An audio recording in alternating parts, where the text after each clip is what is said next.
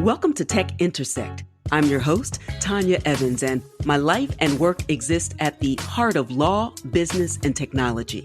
Yeah, I've earned a few fancy titles and degrees over the years, but the bottom line is I'm a writer, speaker, teacher, and lifelong learner, and I'm really excited that you've joined me on this journey. So what is Tech Intersect? Well, it's authentic, empowering conversations with really interesting guests who demystify complex topics to prepare you for the future, because your future is now. And it exists where law, business, and tech intersect. Get ready to listen, learn, and leverage. Let's get started. Hey there, folks. This is Tanya Evans. I'm a professor of law at Penn State Dickinson Law School and the co-hire, the Penn State Institute for Computational and Data Sciences. I'm the host of the Tech Intersect podcast and founder of the Advantage Evans Academy. I am doing a quick hot take on a conversation I just had with one of the hosts of Yahoo Finance Live. Fantastic conversation that was focused on the legal fallout for celebrity endorsers of the FTX exchange created by disgraced founder Sam Bankman-Fried, who is currently, as of today, which is December 15th, sitting behind bars in a Bahamian jail cell and fighting extradition back to the United States to face charges out of the Southern District of New York. So you've heard a lot about Sam Bankman-Fried. If not, please go and have a listen to my podcast, techintersect.buzzsprout.com, and just Google it. There's so much coverage. I'm not going to go into the weeds of who he is and exactly what he's done, but he created and founded FTX, a crypto exchange where it's basically a marketplace. It's not a bank. People go on, willing buyers, willing sellers, exchanging crypto assets. All right, that's an aside. But another product that was offered by FTX is called a yield-bearing account, or YBA.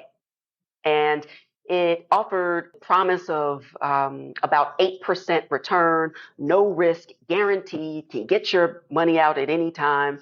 That's always a concern. That might be your first red flag, but it is not unlike, I should say, other similar yield-bearing products on other exchanges. For example, Gemini, certainly a legitimate exchange. I've used Gemini in the past. And in addition to going on in the marketplace of buying and selling, it offers, I think it's changed its name, but the Earn product where you can park your crypto assets and earn interest. Well, Sam Bankman-Fried and FTX were actually using those YBAs for fiat currency or government issued funds. So people would transfer their money in. They would get an IOU, says you can pull it out at any time, but while it's parked here, we will do way better than your bank account and give you up to 8%. So it's, like regular.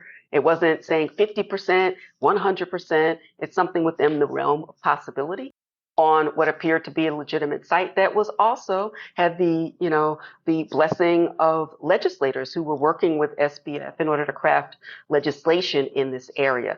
And that brings me to talking about the celebrities, the musicians and singers and athletes that signed endorsement deals, did a lot of commercials. It makes me think of the Super Bowl commercial with Larry David. Maybe he's the only one. He told everybody, yeah. So maybe he's not on the hook. There'll be a bunch of people who are, and I want to get it right, who actually is being sued in class action suits out of the Southern District of Florida. Because we have a lot of lawsuits. And so even just taking some time to distinguish lawsuits from earlier in the year with Yuga Labs and those who promoted the Bored Ape Yacht Club, and that's like Tom Brady and Giselle and Serena, Madonna, and Paltrow, Naomi Osaka, a bunch of folks. And then there was another lawsuit, but there are these two class actions out of Florida, one with a lead plaintiff, Garrison, the other, I believe the name is pronounced Coveroy, I'm not quite sure, but they have analogous lawsuits and they have to move forward and actually certify a class of similarly situated plaintiffs in a manner that can also be manageable. maybe there's so many people impacted, it becomes unmanageable. But now also numerous celebrities are trying to distance themselves and their brand, their name, image, likeness, their reputation, their goodwill. So Shaquille O'Neal comes to mind. Recent statements, I believe this week, that he just was a paid spokesperson, doesn't even believe in crypto, et cetera. And you kind of distinguish people who may just be involved in commercial speech versus someone who had an equity interest. It makes me think of like Kevin O'Leary, who really has gotten ahead of this and actually testified before the Senate Banking Committee. So you should go to the Senate Banking Committee's website and actually take a look, or at least download his comments. And I thought they were quite good because he too was separating out what has happened here, which is like garden variety Ponzi scheme, Bernie Madoff level, taking someone's money, promising them an outcome, and doing something that neither had the permission or the consent, or at least the knowledge that their funds were being misused in this way. And so that actually has a lot of celebrities on the hook. Sam Bankman-Fried and FTX are bankrupt. The celebrities may be the deep pockets. And even if they actually win, and I think it's quite likely that quite a few may be dismissed from various lawsuits, because I don't think they all have the same level of engagement and connection with the products and the services of FTX. Time will tell. That's what discovery is for, to figure out who knew what when and how involved they were, and whether their participation had some direct impact and a material impact in the decision-making process of their fans. Because at the end of the day, celebrities are trading on their name, their reputation, their goodwill. And people say, I might not know a lot about this, but I trust him. Like Tom Brady, he has great lawyers. He's a great businessman. If he did it, then it must be safe for me. And even needs to go probably a step further. Florida securities laws, I understand it. I am not licensed in Florida, so I'm reading things as other people are to try and unpack blue sky laws in Florida relating to securities.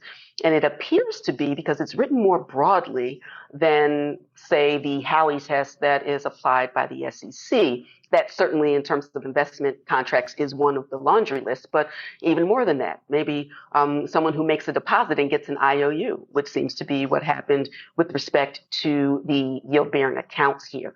So time's going to tell about the level of involvement, the contractual obligations of the celebrities as well. Maybe the representations and warranties made on the FTX side, and certainly on the celebrity side, and the indemnification clause or the moral turpitude clauses, to the extent there are any.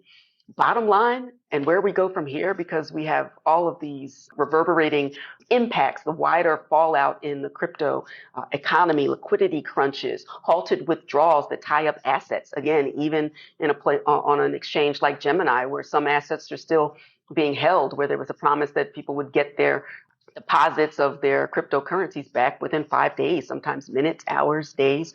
But we've gone on weeks at this point.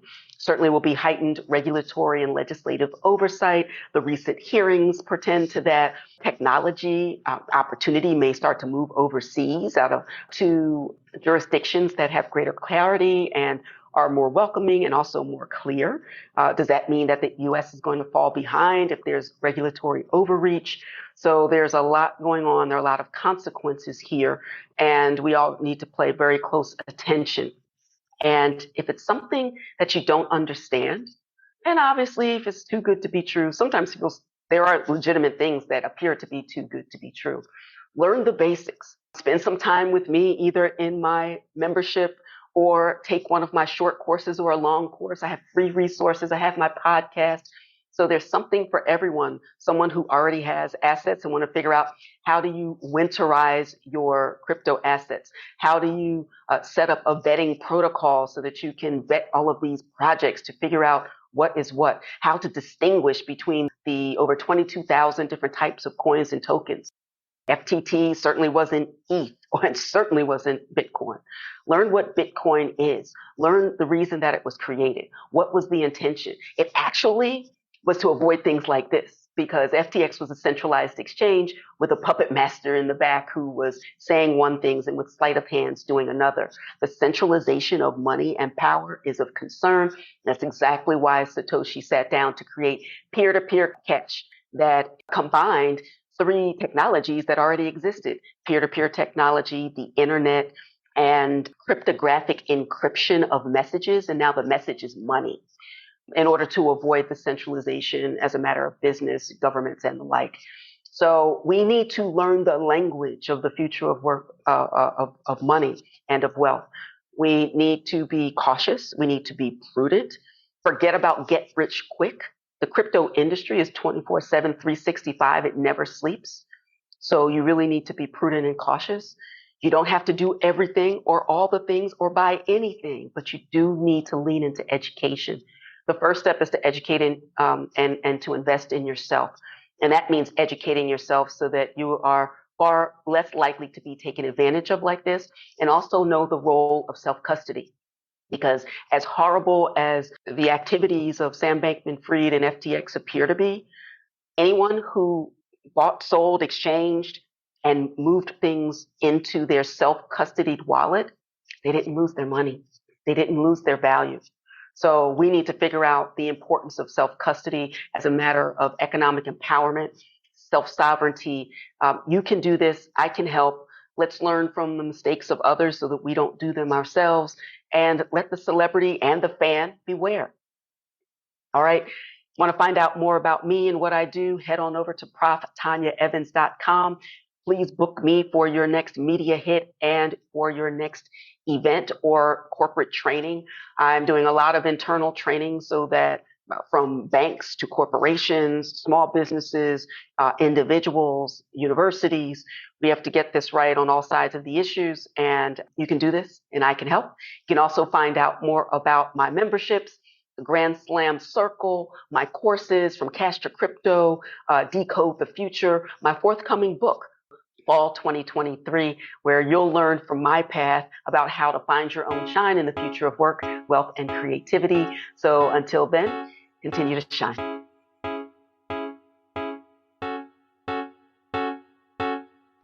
Thank you so much for listening to the Tech Intersect podcast. I hope you enjoyed this episode. If you love it, please tell the world.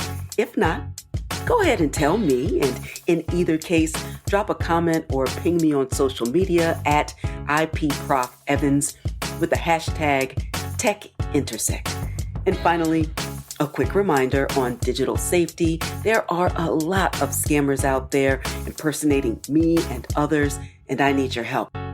Now hear this, and remember, I will never slide into your DMs to say peace and blessings or hey, and I will never reach out to solicit your time or your money on social media like ever. I'm not a trader. I am an educator and an attorney licensed in 4 states. Thank you very much. I'm here to inform, inspire, and empower. No cap and definitely no Forex. So be careful, make good choices, and remember, I developed an entire free masterclass about the topic of digital safety in the crypto space. So check out secureyourcryptobag.com for more information. That's secureyourcryptobag.com. All right, that's all for this episode. Until next time, continue to shine.